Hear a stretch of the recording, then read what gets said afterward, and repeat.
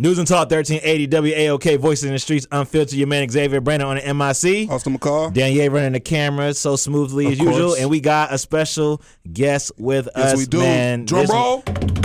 Trip Lee is in the building, baby. What up? What's going on? How you feeling? I feel like the energy in the room really just just took off. Yeah, you know what I mean? You know how it is. It's all crafted. Yeah, definitely. How you doing today? Doing all right. I'm doing good. This man is a Dove Award winner, Stella Award winner, accomplished Billboard charting, Reach Records lieutenant. This man has been around since I graduated from high school. Oh, man. Dropping mad bars on people. You know what I mean? All he needs is 116 to brag on his Lord Romans 116, okay? This man is dope. He's fire, and I'm glad that he's here. He got a new album called The End that's out. Go get it. Definitely go cop it. You can go find it on all digital streaming platforms. Phone. You know what I mean? Go get it on your phone. It's on everything. your phone. You don't really have a reason not to. Definitely. So, Trip, first of all, tell the people where you been at, what you been doing. You know what I mean? They ain't seen from you. They ain't heard from you. You know what I mean? What's happened? It's been a long time. 2016 was the last time I put out a project, Waiting Room. And really, when I put that out, I was like, I'm going to put this out, just until I make my next record. And so it ended up being a lot longer than I thought. But yeah, man, I mean, I've been, at that time, I was living in Atlanta. And since then, I moved to Dallas. I've been pastoring. I got kids. So it was a whole lot going on. I got health issues. It was just a whole lot that is part of the reason why it's taking a long time. But I'm super grateful this album's out. Now, excited to share stuff. Now, is the end, I think a lot of people, when they hear the album title, they're thinking like, okay, this is a rap? This is like, are you going out with a bang? Is this it? Yeah. Tell the people, what's the meaning behind The End for you? Yeah, I knew a few people might think it meant I was saying it was the last album, but I didn't think so many people would when I first put out the title. But yeah, I mean, it came from one of the songs I wrote for the album that is called The End of Me, and it's just about, coming to the end of ourselves where we realize we don't have all the strength to do everything that we want to do. And it felt like, I don't know, I feel like over the last couple of years, like we all been through a lot. You know, I feel like anybody I see that I ain't seen in a while, and I'm like, how you doing? It's like, there's a long sigh before they like, I'm good, but, even just talking to people in this building, so I'm talking about, there were some people who got laid off, and these things happening. Just our lives shifted a lot. And I felt like, for me, with even like health issues, in addition to all the stuff that was going on, that, this stuff about the last few years that have been rough. And so as I'm just writing songs every day, a lot of those songs, I was thinking about common themes. A lot of them have to do with how to accept when stuff ain't going how you want it to go, and being okay with not being all in control of everything all the time. And so I was feeling like this is where I'm at, so I want to be real. I don't really like when people in their music try to paint a fake picture of what their life is really like, especially don't like when Christians try to act like life is just happy all the time. And, and then when it's not happy, you got to pretend like it's happy. Otherwise, you saying God isn't good or something. I don't, it's not true. That's not how nobody's life looks. So I want my music to reflect that. So yeah, I mean, that's kind of, being able to embrace that everything don't always go the way that we want it to go is a large part of that. Dope. So initially when you started rhyming, I know like every kid, I feel like every kid, black kid at least, has put a 16 together at least one time. But when you first started, did you know you wanted to go the Christian route? Nah. Okay. I've loved music my whole life. My dad put me on all the music that he loved all the time. And then what we talking about here? Stevie Wonder, okay. Earth, Wind & Fire, Sly and the Family Stone, just the GOATs. Classics. Yeah, that's right. Shout out to Al Green. That's right. You got a favorite rapper? Jay-Z's, Thank you. And, for me, like Jay, he listening to Jay stuff was like what first made me want to be lyrical. It was really? like, oh. And what did it for you? The way he's like, the way he's explaining it just made me fall in love with the art form. So yeah, I grew up in Dallas, so a lot of Southern stuff too. So I grew up in Dallas, close to Houston, so Switch Out stuff influenced me a lot, and Outkast, and just a little bit of everything. And then, rapping all the time. Then when I was like 14 years old, before that, it's like I would go to church with my family sometimes, and that's around the time they're making you go. Really, that's at that right. time. And I didn't get it. I didn't care about it. It wasn't like I was hostile to it. It's just like any kid is like, I would rather be doing something fun. Do you feel like it's a better way?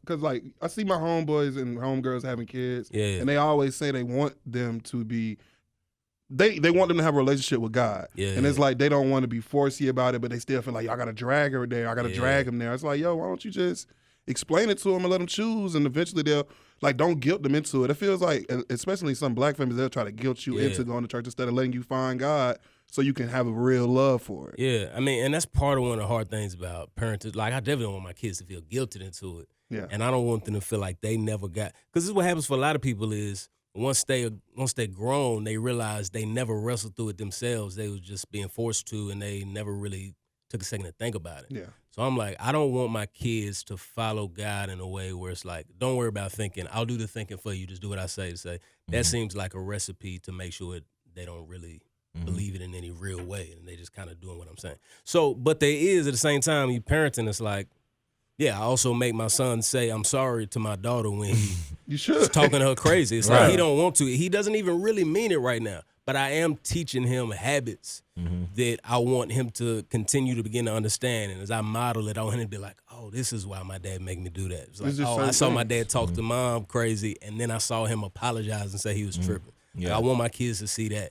So it's a balance of, it's almost like training wheels to me. Like, maybe you don't want to right now, but I'm trying to help show you some things. And then as they get older, it's just, yeah, I'm trying to learn from other people. Like, no, that's dope. It's what like it looks you're already like. instilling accountability. Like from day one, you like, yo, everybody in the house is accountable. And I feel like that's a great, I don't have any kids yet. My man definitely does. Yeah. But I just feel like when you got a family and you want them to have that relationship with God, you just kind of have you got to have a circle of accountability. Yeah. Y'all got to have love for one another. Yeah. And somebody in the house has to have that true love with God to be able to share it with the family, like you do for your family, like you do for your family. And like one day, you know what I'm saying, hopefully will for mine. But I know it's super important.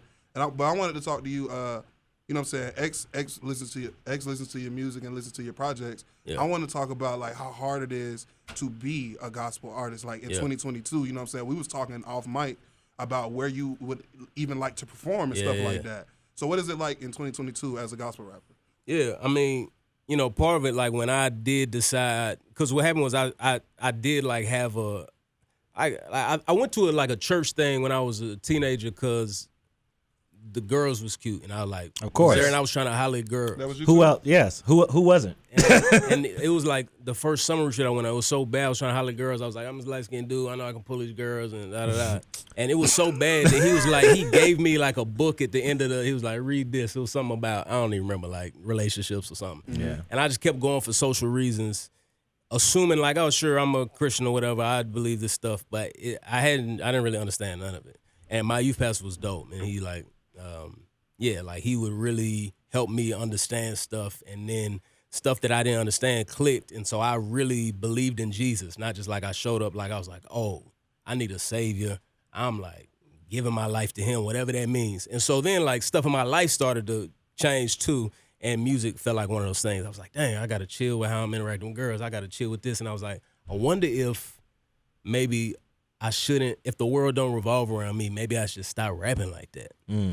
You know, like it's not like I was not a gangster. It's just like I wasn't, like I had braces, you know. So can't really just rap gangsters up with braces and a mini fro, you know. So I was like, worst kind of fro. That's right. That's right. But sometimes you got to bear with it. You just got to get through it. To get there, you got to. Right. But every black person nobody knows likes afro. that. Nobody likes the weird hair the start fade. Of the dreads. If you got locks and you got the small joints or the small. So it's really a game of discipline. Yeah, you look bad long enough. Yeah, that's right. what it is. You got to know what you're gonna look like when you're done. Yeah, that's real. So I was just rapping about how dope I thought I was, whatever, how many girls I thought I could put, but I was like, maybe I should rap about what the world's actually like, and maybe I should rethink this. And so that's when some other rappers started influencing me too. Like some people my youth pastor tried to put me on. I was like, all right, let me try to listen to this. And honestly, most of the stuff I heard at the time was not good. What year are we talking about? That was early 2000s. So it's was like cross movement and cross movement, like I write, like they were dope. But it was a lot of stuff that I was trying to convince myself to like. Yeah. That I would give up over time, like, this ain't even good. Yeah. You know what I'm saying? Yeah. And so but that was part of it, is like, I want to make dope stuff. I just want to say true things and I'll just talk. But if I make music, like I want it to be good. I don't Yeah. want people to be like, there's a little churchy rap. Mm-hmm. But that's just the thing with that unnamed person that we were talking about earlier, where it's like, when you know you got a built-in audience and they'll take whatever you give them, Yeah. sometimes you're not hungry no more. You're just like, I know you'll like it no matter what. And Yeah. I never want to get to that place where it's like, oh, people rock with the message, so I'll just make whatever. Like, nah, I want to be better than everything else. Yeah. I want to make something nobody's made before. I want to make amazing music. Yeah. Otherwise, I'll just go say truth stuff somewhere else. I want to stay in that same lane, right? Yeah. So me as a person, I'm a lyricist, I'm a hip hop fanatic, I'm all these good things, and I sit there and I think about, we have these top lists, right? These top 100, top 50, MCs, right? Yeah. And I hosted a podcast one time, and we was going through it, and I talked about how come like you or Lecrae or Bizzle or any of these other dope, all these dope hip hop lyricists who have a faith component don't get mentioned on this list, right? Yeah. They're not even close, they're not even a thought. Yeah. And so I feel like, you all don't get the respect that you deserve for all the work you put in, like, you know what I mean? Yeah. You got 5+ albums under your belt, like, you know what I'm saying? And people should know, you know what I mean? And y'all actually can spit, whether it's double time or if it's slow or if it's the metaphors, the punchlines, the storytelling, all that. Y'all have great components of what it means to be a MC. Yeah. And I feel like maybe it's because, like you said, for a long time the music was trash, and so people wasn't rocking with it. Or if it's just that, you have a person named Jay-Z, who do you have in that type of realm to compare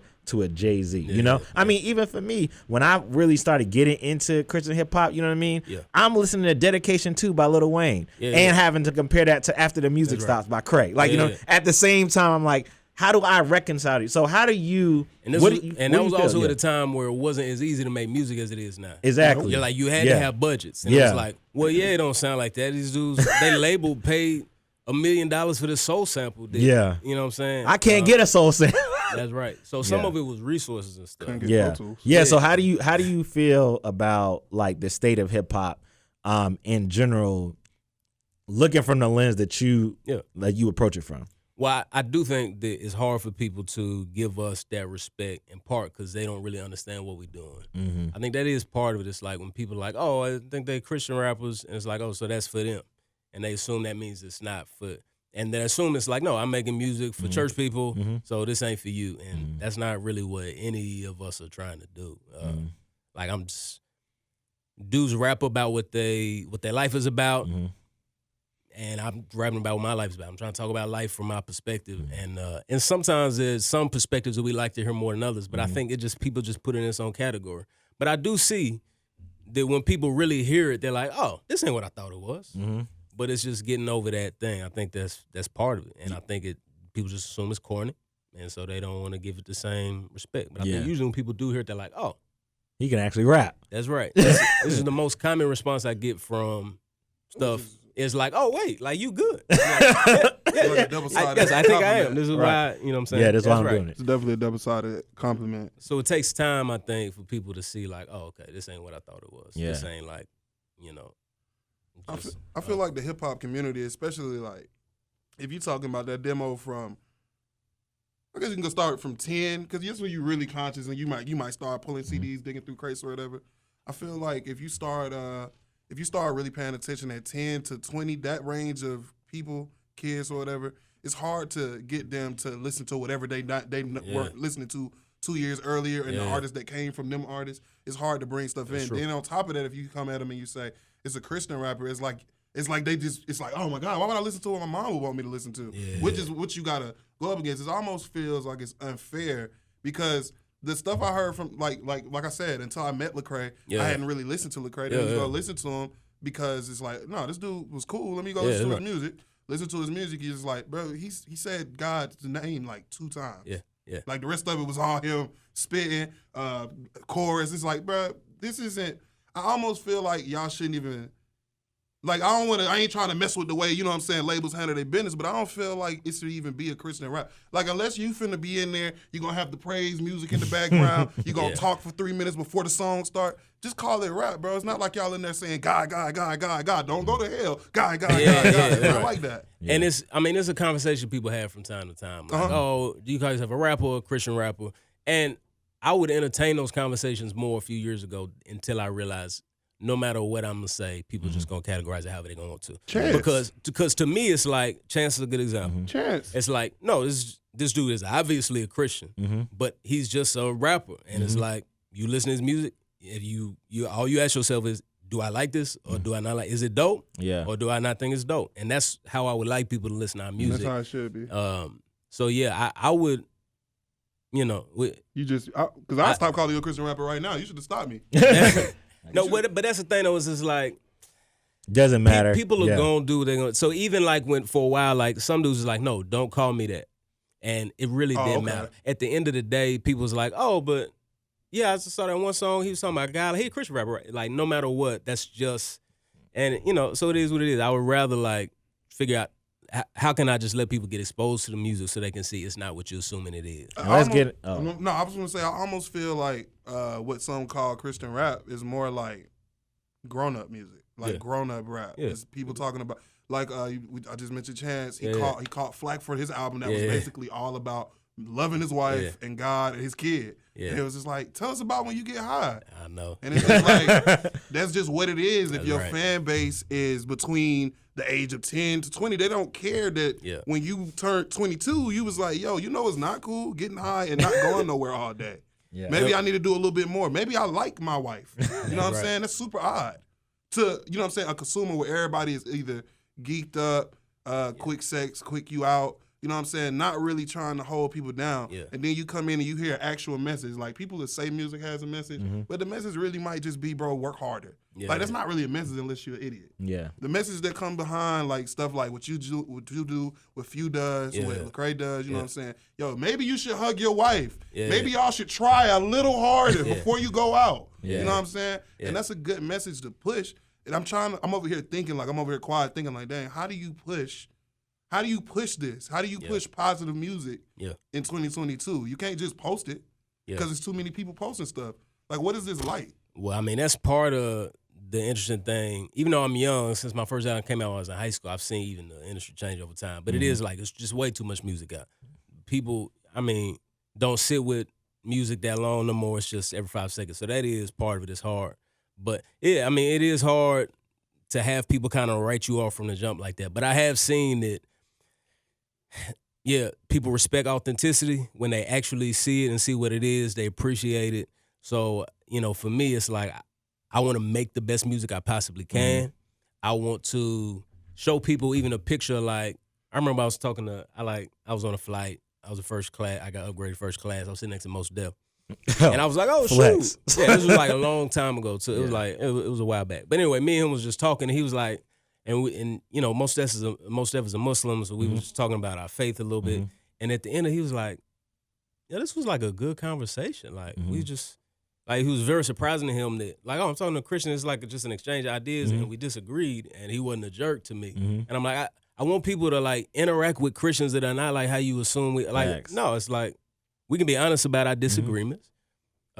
We can even try to persuade each other, but it's like, I'm also just a normal dude. I want people to interact with, I want people to get a different picture. Yeah. So I'm like, if I can help give people a different picture, then I will feel good about that. Bet. Again, News and Talk 1380 WAOK, Voices in the Streets Unfiltered. We're talking to Trip Lee. He has a new album out called The End. Let's get into some of the album, right? Yeah. Trip, what is your favorite song or songs on the album, and how do you pick the single? Is the single your favorite song, or do you pick it based on like what the team said? Hey, this song might actually move some. Like, how does that work? It's a little bit of all of that. You know, I don't make songs just to be singles that I don't rock with. Some artists are better at that than I won't get excited about something if I don't really want to hear a song like that. For this one, we picked the singles because.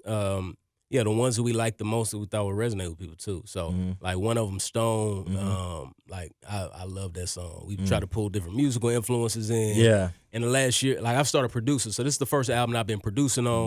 Dope. So and it was like, yeah, like so it's a new thing. Like so that's part of why this album feels unique to me some too. And so there's a lot of analog synth stuff in it. And there's just some different vibes I'm trying to pull in because I like to I want stuff to feel a little fresh. Yeah. So that's one of them that I think has a really unique vibe. My man Michelle actually produced that one, but it fits in with that vibe. And that song is about just, this earth is not final home. There's all kind of stuff in this world that don't feel right.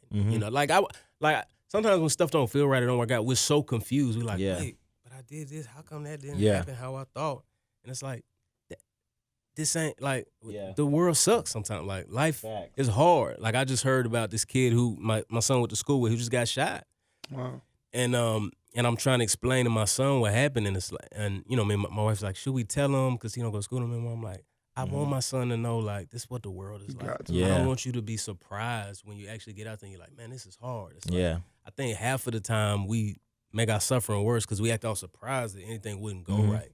So even like a song like Stone, it's like, we have to figure out how to have peace in this crazy world that we living in. Otherwise, it's just going to be a mess. If I can only have peace when everything's going great, then I'm going to have peace for 10 minutes every day. That's just not how life works. Yeah. All right. So there's two songs I want to ask you about.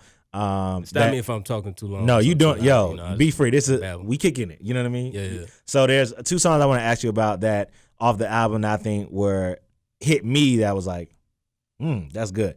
All Mine. Yeah. Right. Yeah. So I feel like that's your critique on like this social media world and living for the lights and the cameras and wanting to be exposed and stuff like that. What made you write that, or like what was the spark that kind of like prompted that?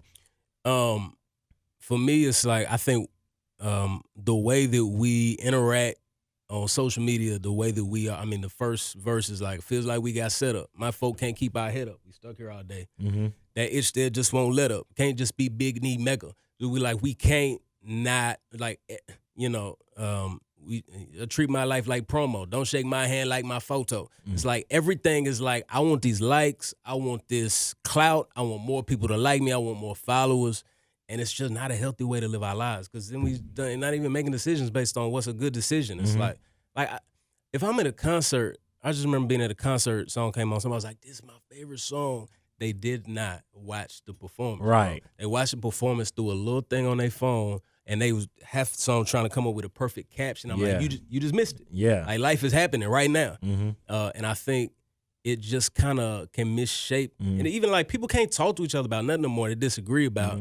We just want to dunk on each other on social media. So anyway, I see some stuff that's unhealthy in that, and I'm like, I just want to push back on it. And all of us, I'm not like, I have to delete social media stuff off my phone sometimes because the pull is just too crazy. Yeah. And so I just want to encourage people to like critique that in themselves. Yeah. It's like, it's not healthy, man. And last song I want to ask you about before we get into like, how they can follow you and all that stuff is Dreaming. Yeah. Now I feel like Dreaming is probably the most transparent song on the album, talking about like what you've been going through with your illness, you know what I mean, with trying to be a creative pastor and balancing all that stuff. Can you give the people a little bit of insight, even about your relationship with Lecrae and Tadashi and like how you missed them and stuff? Like, can you talk about that a little bit? Sure, yeah. That song was one of the ones that was important to me to be on her because I am trying to be transparent. And if we're talking about coming to the end of ourselves, stuff that don't work out, for me, I have this illness. I've had it for like 15 years.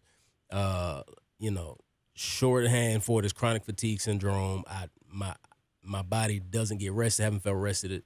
I never know when I have energy. Only got a couple good hours a day, depending on the day. I never know when it'll be. So it's the hardest part of every part of my life. It has been.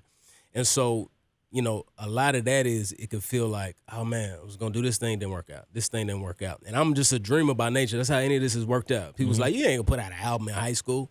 I was like, I think maybe I can. And I was in a group. Everybody was dragging their feet. I was like, I'm going to just make something myself then. I'm going to just make it on this computer, And so I'm a dreamer like that. People was like, you can't write a book. I was like, maybe I can. I'm going to try. I'm going to try to get the skills to do it.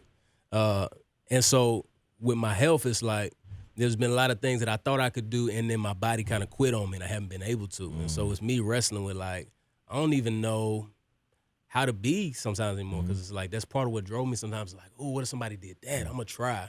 Yeah, one of the lyrics I remember you saying, like, yo, they giving me this medicine. I don't even know if it's working. You know what I mean? Yeah. If it is, I don't feel it. You know, it's like, man, that's got to be a hard thing to deal with. And doctors don't understand the illness very well either. So it's one of those things where it's like, there's not a clear end in mind. Like, oh, I'll just do ABC and then I'm going to be good. So it really does take me saying, okay, well, where am I going to find peace then? Because it can't be in that I'm going to be better next week. You know, I really don't know what it brings. Even like with an album, I'm like, I'm so grateful this album is out because I don't know if I'll make another one. I plan to. I got music I'm already working on. But it's like my body might quit on me. I might not be able to. And so I really want to be grateful for that. But also, like, my hope and joy can't be based on all my dreams coming true. And I think the quicker we learn that we got to put our hope on something more solid than that. If my peace is going to be disrupted just because every dream I have don't work out, then I'm going to just be a mess all the time. And so I wanted to be transparent with where that's at for me. And I also don't want to give the picture like I'm always thinking this clearly. Like sometimes it do feel like the end of the world, and it feels like I don't have no, you know, it can be very despairing. It's like, dang, nothing ever works. And so in that song, I just wanted to like give a clear picture of how that feels, even as I wrestle with how I should live in it. Man, that's so real, man. I thank you so much, bro, for taking the time out, giving everything that you got going on to come chop it up with us. Feel free whenever you feel like coming through. You are Unfiltered fan for life. You know what I mean? Tell the people how they can follow you, get the album. You know what I mean? Where they need to reach you at. Yeah, so new album is The End. It's on all streaming platforms. You can find me on Instagram at Triply116. Everything else, you know, Twitter, all of that at Triply. And stream the album. Hope you love it. Yeah, and here's one of the new joints off of it. Make sure you stay tapped in. News and Talk 1380 WAOK, Voices in the Streets, Unfiltered.